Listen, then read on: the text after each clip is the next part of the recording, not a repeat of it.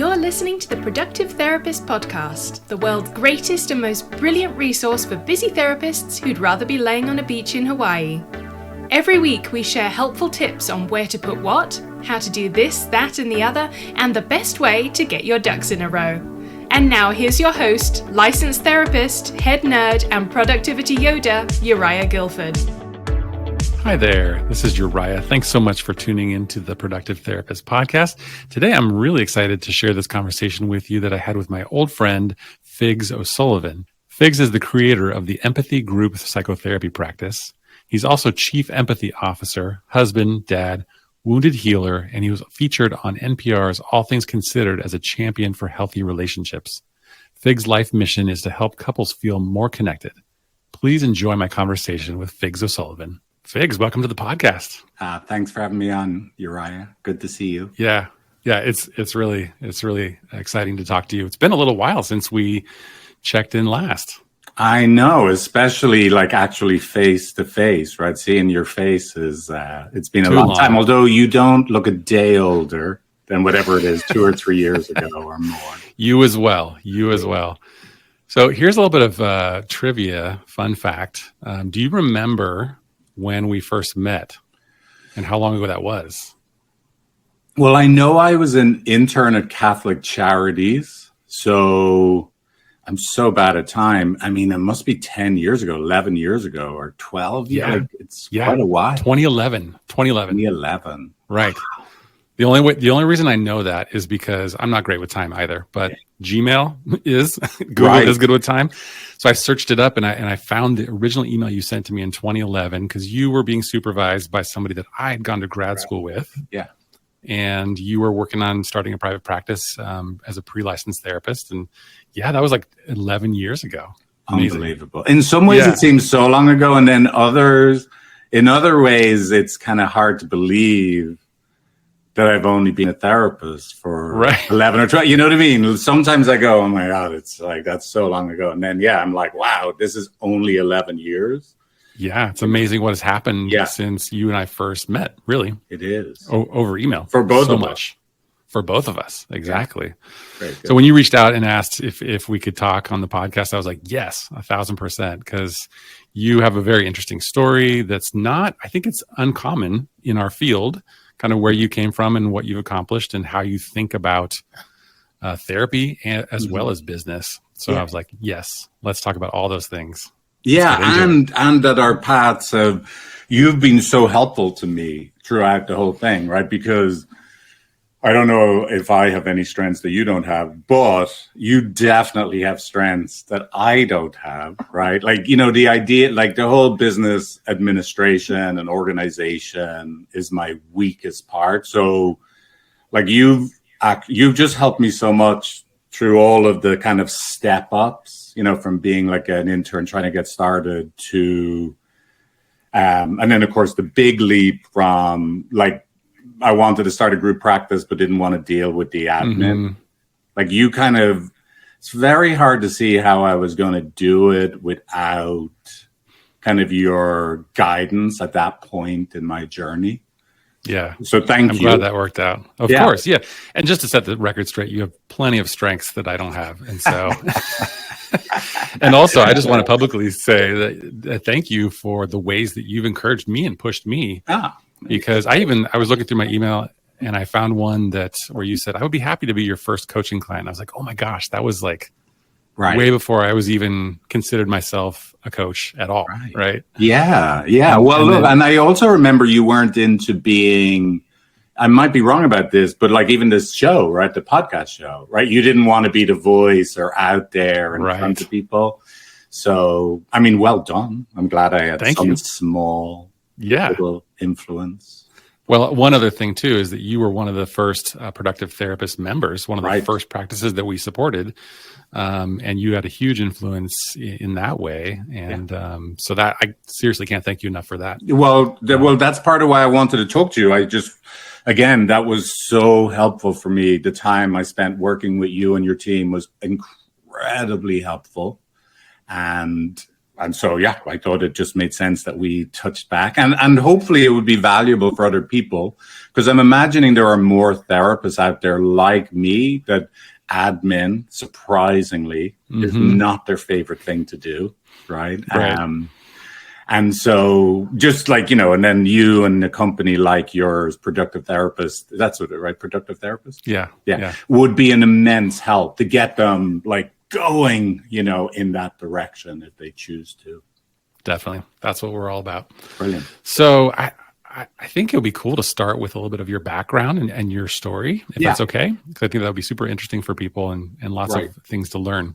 Yeah. Well, I'm a therapist, so like I probably, err too much on the emotional side or the family history side of my background. So I'll try and keep it relatively short. But sure. So I'm from Ireland, and I always say it's the cliched Irish story, right? I'm the son of an alcoholic father and heartbroken mother.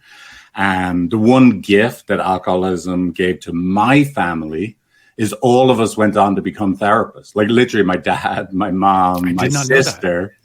Yeah. So if anything, all that other stuff I did, when I first came to America, I studied business and economics in college, and I became a stockbroker back in the days, like I'm 51. We were still close. It was just transitioning to what were called financial consultants, getting away from the stockbroker name. And so, so I tried to resist the family vocation and, did the whole business and stockbroking thing. I was the head of business development for a startup for a little while.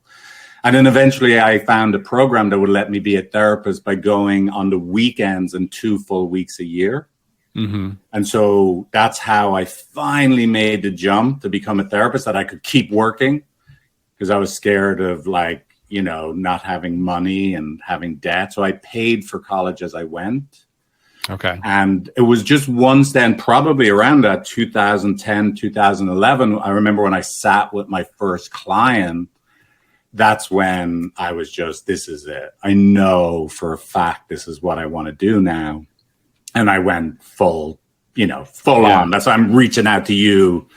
Like I need to start a practice, You don't do anything halfway. In my exactly. Opinion, which is cool. Yeah, for better or worse, that part, I have this look, it's really been good. Like I'm quite a fearful person. And so I can be very motivated to do something, but it's not, a lot of times it's not coming from inspiration. I'm like, I'm going to start a practice and I could fail.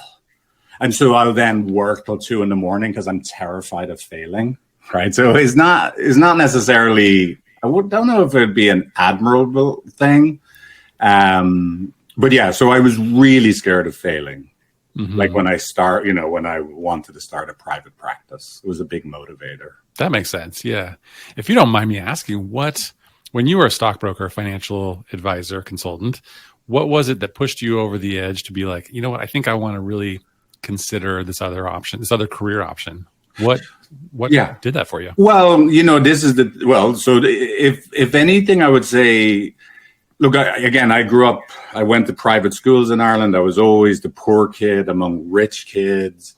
I really went into economics and business and became a stockbroker because I had a chip on my shoulder. I had a lot of shame, already, family shame, alcoholic, broken family, then not having as much money as everyone else. My accent, in Ireland, you can place someone by their accent. This accent I have now is not the accent I grew up in. I can't say my THs properly. I have to concentrate on it. So to be honest with you, the whole stockbroking thing was just an attempt to hide my shame and my non-belongingness. Like I could get money quickly, right? And I could then belong. I could have a suit on, right? And so I would say what really pushed me over the edge is, look, it just wasn't working. Right. That was surprise, surprise, like all of our coping mechanisms to not feel our deepest wounding, your audience, our therapist. It didn't work very well. Right. I'm a stockbroker. I'm gambling, San Francisco in the 90s. I'm playing liar's dice and pool and drinking. I would be a stockbroker by day. I was a bartender at night. I'd go to like nightclubs in a suit in the middle of the week. No kidding. I mean, I lived it. I mean, you know, it was fun, except for the anxiety and the like, you know. Right. So it just, the good news is I don't have the constitution to live like that. Like I suffer, you know, like if I have like a bag of M&Ms, I'll wake up in the morning with a hangover. You know what I mean? So like go all in quality. Right? Exactly. So the good news for me, I feel very lucky. My constitution doesn't allow me to suffer for very long without it being really clear. This is not working. So I basically quit that whole lifestyle, that whole working, drinking, partying, gambling, like a good young Irishman in his 20s. And I went and moved to Esalen. And that's, you know, if people don't know what Esalen is like a retreat center in Big Sur, and it's been called before the Harvard of the human potential movement. And I knew of it because of my family background with retreats and stuff my dad in Ireland was involved in. So it was like the Mecca. That was like, if you wanted to change your life, go to Esalen. And I went for a month. And I stayed for a year and a half. Okay. And I think of Esalen as my third parent. Right? That's when my life went on a different trajectory. That was a turning point for sure. Big turning point. Yeah. Yeah. So you decided after your first session or somewhere around that time, this is for me. This is what I want to do. As a profession, exactly. I was really into it and the self-development thing, and doing workshops and growing, and was really into that world as a participant and watching master therapists work. And then once I did my first session, I was like, it took me a long time to believe I could be the therapist. Like I'm watching all these people at Esalen like do open seat, you know, Gestalt work, like creating what looked like to me magic. People having these huge transformational experiences, part theater now when I look back, right? But yeah, it took me a long time to realize I could be the therapist. And then I remember at Catholic Charities sitting, you know, with my first clients and being scared and just like, this is amazing. Like, it was like, I love improvisation. That's pretty much what I studied the whole time I was at Esalen. Like, whether it was within the therapy relationship, dance, theater, I really love improvising, just meeting the moment with no agenda. And then the therapy room was just like, this is this incredible container to really improvise. So that's so interesting. I didn't know that about you, but it makes sense. Yeah, that's like, yes, improvising is my strength. Like, but obviously there's a weakness then, right? That's why I'd rather be a podcast guest than a podcast show host. Right, because you have to do all this work on the front end and the back end, right? You can't improvise the pre-production and post-production, right? There's only so much improvising you can do in life and business, right? Exactly. And get by. And that's my part of being a business owner, is the reparenting of myself, right? The way I often think of it developmentally is I didn't have the father figure, I didn't have the emotional stability as a kid to actually learn that I could do things. I didn't have to just fly through by the seat of my pants. And so a big developmental step for me in running a business is I really think of it as a reparenting process, that I do stuff, not just get other people to do things for me, which is, you know, what I was good at. That's amazing. As a teenager, I'd have my friends come over, and before we go out on a Friday night, and one would be ironing my clothes, the other would be making me dinner. Like I got good at, you know, like coping for my inability to believe I could do basic things by getting other people. Okay. Yeah. You know, I've always thought of my business as my best life coach because Nice. I've learned so much, and I've been pushed to grow and change and develop. Sometimes feels like forced, but I've never thought of my business as a parent. But that is a really interesting insight. Yeah, and also the relational piece, right? Like, I specialize in like couples counseling, relationship, marriage, all that stuff, right? That's my expertise if I have one. You know, I always say I had to be good at something. It turned out, being a couples therapist was probably what I'm best at. But so I got pretty good at understanding intimate relationships and understanding my fears and my reactivity. But then I noticed in business, I can get really threatened in business. Like I can get really scared. And so that's another way I look at being a business owner. It's just like another frontier of me developing, you know, like the healing, the transformational experiences, not being reactive when I get threatened. You know, I'm not doing my fight, flight, freeze, placate. I'm able to actually, you know, feel my feelings and like actually make, you know, grounded choices and decisions, not be, but that's been a process, you know, like it's not, it's really worked me relationally, professionally, you know, and I still have it now. I had an incident recently with a therapist where we overpaid them for a year. And, you know, we found it. And I said, look, I feel so bad about this. Why don't we just look, you only have to pay back half the money. I thought it was very nice. And they're like, I'm not paying back anything. Now, I read that message on a Sunday at the farmer's market with my family. And it's like the money itself wasn't the issue, the interpersonal threat. Sure. And one of these, I'm very proud where I am now. Like instead of what I do in the past, like that person is like, don't worry, you don't have to pay me back Etten, but you're dead to me. I might not say that, but that's emotional cutoff, right? Yeah, just emotional shutdown. Look, I was able to reach out to them and just say, look, I know you think I'm the boss and you're the employee, but I'm really scared, and I don't want to lose you. I don't want you to lose me. I don't want to do my thing now where I just shut off. Let's talk. You know, so it was great, and you know, we resolved it. I mean, they're fired. No, I'm kidding. I mean, it's made our relationship stronger. You know, that's really cool. That's really cool. But yeah. So you obviously went through your internship back when it was called internship and not associateship, as it is now. Wow. And then you became licensed. What year was that? No idea. Right. So I mean, somewhere I got licensed as after quick 2011. as possible. I imagine 2014. You did. It was fast. I mean, I was doing 30 clients a week. Like I said, you got your marketing, falling asleep at the computer at night. I just went full on. Was terrifying for other therapists because I had a like, you know, they would be used to little meek associates, interns, and I'd be like, okay, what are you doing? How much are you charging? How do you charge that much? Like they would be like, okay, calm down, relax, you know. But I think it must have been like, 2014, 2015. Okay. That makes sense. Yeah. And then I think, if I'm not mistaken, it was right around 2017 or 18 that you started a group practice in San Francisco, right? Yeah. I mean, well, when did you, is that when you helped me? It would have been 2018, I believe. Yeah, because I don't remember how I found out about your productive therapist. And I was like, listen, if you want to, I was like, look, I know, it worked, right? I built up a decent reputation. I was getting more people, and I was really attached to who I sent them to.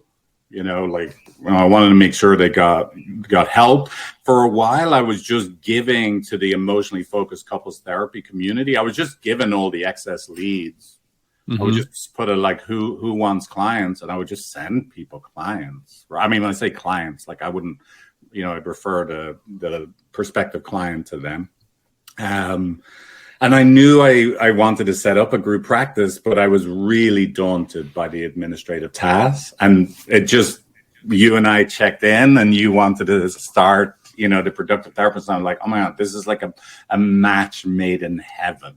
I was really like, I will be your first client. If you set all this stuff up so I don't have to. Yeah. You know, so you were like, let's make this work. What do we got to do to make this work? It's kind of like how you approached it, which I so appreciated. Yeah. Because again, you're such a therapist that I see everything through this emotional, you know, development lens, right? Like I'm quite in Hakomi, what we call a burdened, enduring character. So when I look at the next steps and I look at how much work it is, I get real heavy and that's so hard. And so you and what you were doing just was like, oh my God, this burden, Uriah lifts this burden. I can keep moving forward without like this weight. So it was perfect. It's so cool to hear about that experience from your side and what that was like for you. Yeah. And that's when I hear you say that, that's 100% what we do and why we do it. We want to make it easier for group practice owners specifically to handle all the incoming inquiries, to lighten their load as far as their administrative work and do what's really important, which is growing the group practice, managing, and following through on the vision and the purpose that they've got a hold of. So that is so cool. That's so cool. Thank you. It worked. Thank you. Yeah. So fast forward to what year was it that you left San Francisco? Because I think that's an interesting part of the story. If you don't mind sharing that. Well, so my wife, I'm from Ireland. My wife's from Hawaii, and we kind of were going back and forth a lot about wanting to leave San Francisco and become a one industry town. Like, how do you compete with buying a house with two tech middle managers, right? It was impossible, always behind. And so we wanted to move back to Ireland or to Hawaii and could never work out how to do it until the pandemic happened.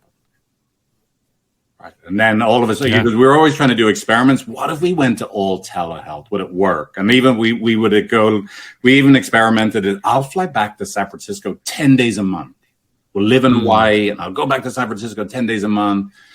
Decided against that. It just didn't seem like a realistic, long-term to execute on that strategy.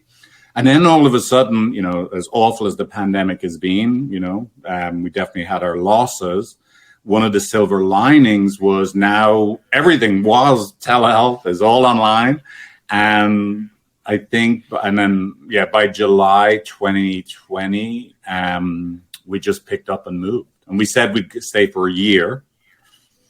And, I think even within a year, less than a year, like 10 months later, we bought our forever home and we're here, right? Like unless something terrible happens, we don't plan on leaving anytime ever. That's amazing. And it really seems like your whole family is thriving there, which is the best thing. Yeah. Yeah. And if you had asked me, or if this had been presented to you 3 or 4 years ago, do you think you could manage a group practice remotely from another country, or another state rather, or a country for that matter? Would that be possible? I think we would have said I don't think so. Right. But it is. I know, it's right? Amazing. Yeah. Everything is, the pandemic kind of sped everything up 10 years into, 20 years into the future. Right. So it's been incredible. And we've managed to really keep a very strong community feel. The therapists, they spend about 2 hours a week with me, 2 hours a week with my wife, 2 to 4 hours a week with my wife, 2 hours with our head of admin. So we have a lot of contact with the therapist. Very connected. As the culture community down from us. So it works. Yeah, it's great. That's so cool. Yeah, I mean, running Productive Therapist since 2017, 2018, it's been virtual the entire time. Yeah. And so we've learned a lot about how to create and sustain positive work culture. It's 100% possible. You just have to be more intentional about it and more thoughtful about the way you implement that. Right. But it works. Yeah. You've always been really good. I love how thoughtful. I remember back in the day when you were buying AirPods for, I can't remember which one of your employees. I was just like, wow. So you actually were a really good role model for me. And also just that part of it, making sure that people really felt seen and valued and appreciated. You're a good teacher for me in that. Goes a long way. Yeah, no, it's huge.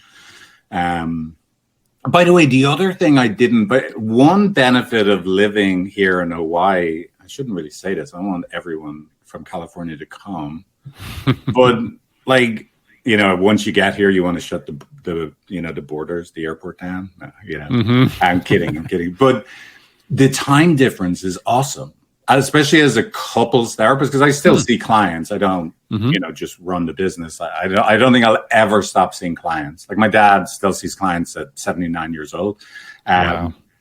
So the time difference as a couples therapist, most people want to see me in the evening. I now can finish at 5 p.m. local time and be done at 8 p.m. in California.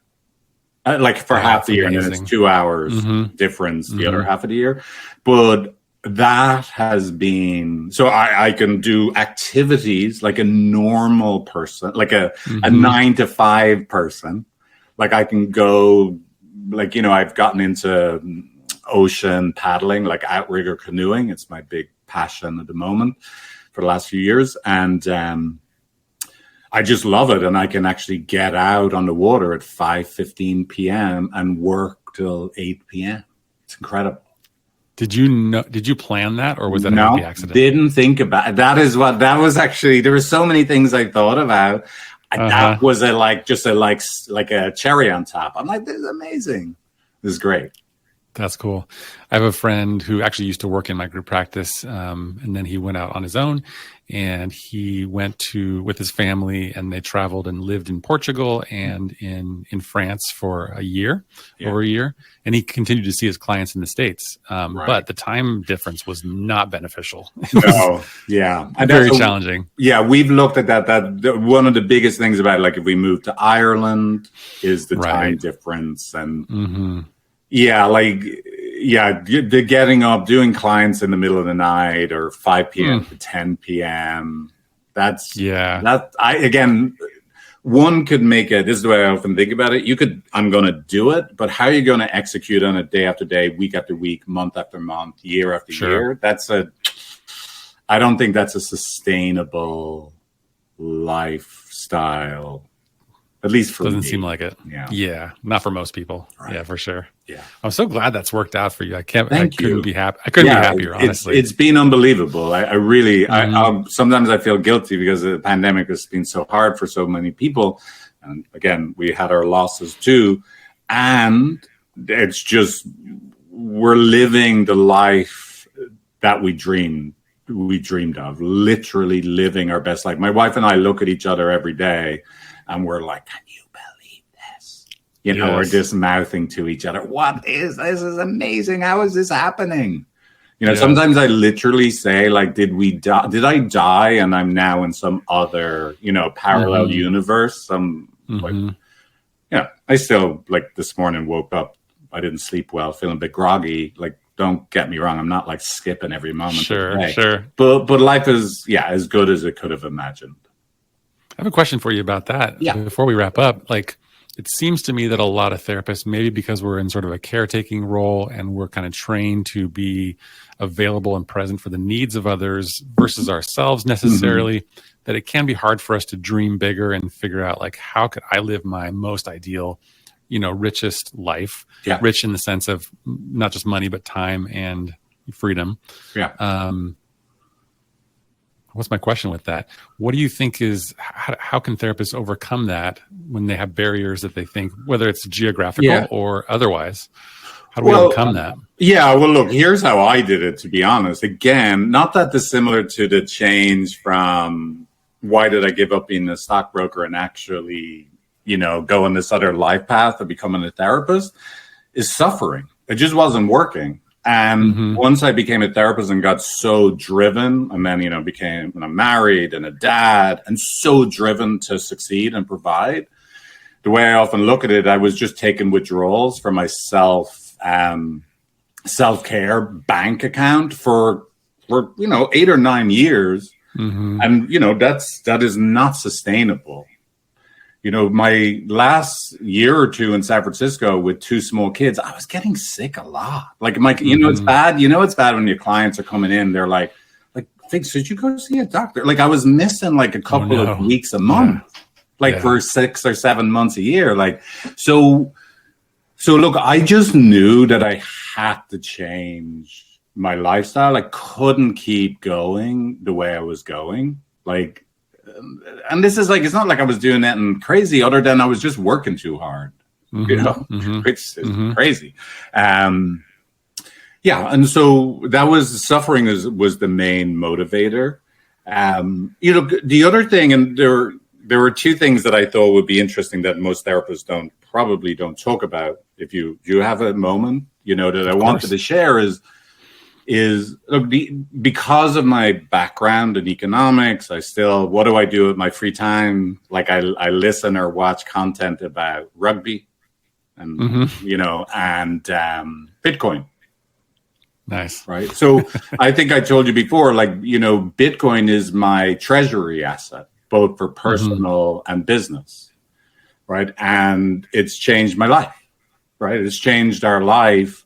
Like, so I've been in this world of looking at macroeconomics and what's happening since the early 90s, and I had never seen an opportunity like Bitcoin before. Sure. And so that like having an actual process where we were actually reinvesting any excess cash flows in an actual asset had a huge impact on the choices and the freedoms it could make. Right. That made more things possible for you. That makes sense. Made a huge amount of things possible. Right. So, I'm what do you call it? What's called a Bitcoin maximalist. I don't invest in any of the other digital assets. I just I have a Bitcoin branded tattoo, not quite, but but almost, right? But yeah, so I believe Bitcoin. You got the bumper sticker at least. Exactly. Well, I know I do. I'm kind of a non-bumper sticker person. The only bumper sticker I was thinking of is like put my two closely held beliefs right here, right? That will offend you or something, right? Try not to offend people. But yeah, so that has made a big difference to us, having kind of an actual, not just growing the business, but then some kind of like investment philosophy on how we could change our family's financial situation. Right, and it worked. Right, that's so great. Far. Love that part. Very cool. The other thing I would just, I thought was interesting, because I haven't heard other therapists talk about this, is just at Empathi, right? The name of our group practice, we're really dedicated to running a meritocracy. Yeah. And here's what that means to us is we kind of think of ourselves, if you think of, we're like a high performance organization. And kind of think of ourselves more almost like imagine like a professional sports team. And so we really want therapists that want to be the very, very best experiential psychotherapists, the very, very best couples therapists, and that they want to work at it. We're going to work at training you, right, in conjunction with, let's say, the emotionally focused couples therapy training that is run by Sue Johnson's organization, right, who founded emotionally focused couples therapy. And so we're then going to track, how good are you at actually really becoming a ninja couples therapist? What are the kind of questions you ask in the training? How good are you at converting leads to clients? I mean, I hate to use that half sales language, half therapy language, right? Because look, it's all about when you then do you know how to be an experiential psychotherapist? And then when people talk to you, do they want to actually see you? And then do you retain the clients? Right. And so we're really clear, right, that the best people should charge the most amount of money. Now, again, I know this is sacrilegious for some therapists. So we're kind of providing like a journey for people that they could, it's unimaginable to me that people could become as good at a therapist anywhere else than being with us. And then I assume in 5 years from now, 6 years from now, we'll do a fist bump, and that therapist will go on to be the master of their own, like private practice. But so that's we would love to take insurance, but I haven't found a way to really protect that meritocracy philosophy that really means so much to us. That's fascinating. And I would assume with that focus and approach that you attract different kinds of therapists, not just ones that want to come in, do a job, get a paycheck, and move on. right? These are committed individuals who want to grow and progress and really be in an environment like that. Exactly. And yeah, it's not for everyone. And this, I always have to like, look, and again, it's just staying with the soccer metaphor. You could be Cristiano Ronaldo, arguably the number one or number two best soccer player in the world. And you still are arguably the best soccer player in the world, but it doesn't mean you fit into our particular way of doing things. It's no slide on you, right? We do, like Barcelona, we do this tiki-taki short passes. We have this very particular way of doing things. Other ways of doing things are good. We're not saying they're not, right? And if you're into it, like just like I learned DFT, I had to like I'm a very opinionated person. I thought I was awesome as a therapist. And I let myself be a beginner. And it was really humbling to see, like, you know, to be a beginner and learn someone else's model and become proficient at it. And so that's what it's not an easy, like, yeah, it takes a particular type of person that's willing to start as a beginner and kind of just be pushed a little past where you're at right now all the time, right? So it's definitely not for everybody here, right? That if you don't want to become really amazing, and it sounds terrible, right? But there's like if there isn't that hunger to just keep getting better, right. Like we're not, like the way I often think of it is, let's say having a license is the fogging the mirror. You can go work anywhere. There's so many places. All you need to do is have the license. Never been more opportunity. Yeah, and it's great. Like it's great, but we really are kind of, which can be intense for people. We're like, look, you've got to show you want to learn this emotionally focused couples therapy thing. Yeah. But anyway, you know, so we've learned obviously through the years how to kind of make sure it's a good fit for us and the therapist, right? I appreciate you sharing that, because I think that's an interesting approach, and I think I would love to do something similar in my practice with family therapy. Yeah. Right. Because there's just not a lot of places to go to get proper training in being a family therapist. Even though here in California, it's in our name, right? Right. No. Marriage and family therapist. Right. None of us know how to do it.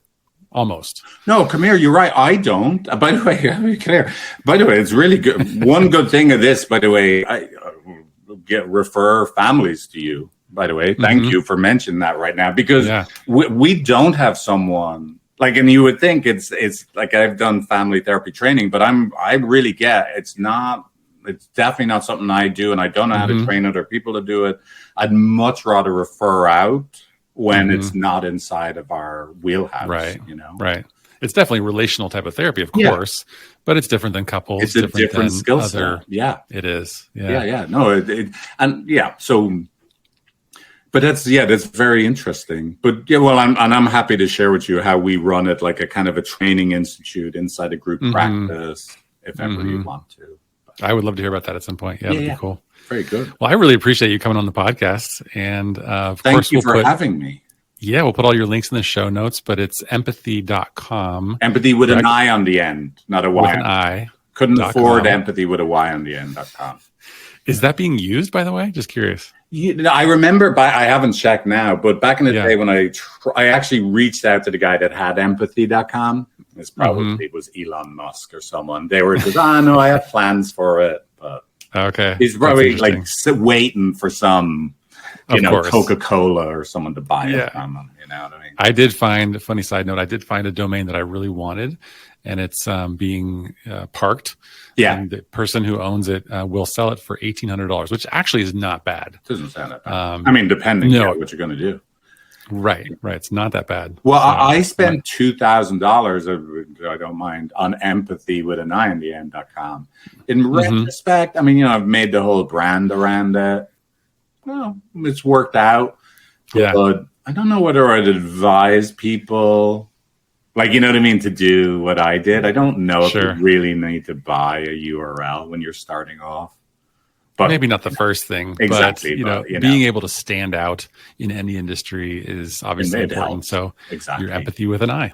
It's Empathy with an eye in the end, exactly. And by the way, that's how I teach my kids.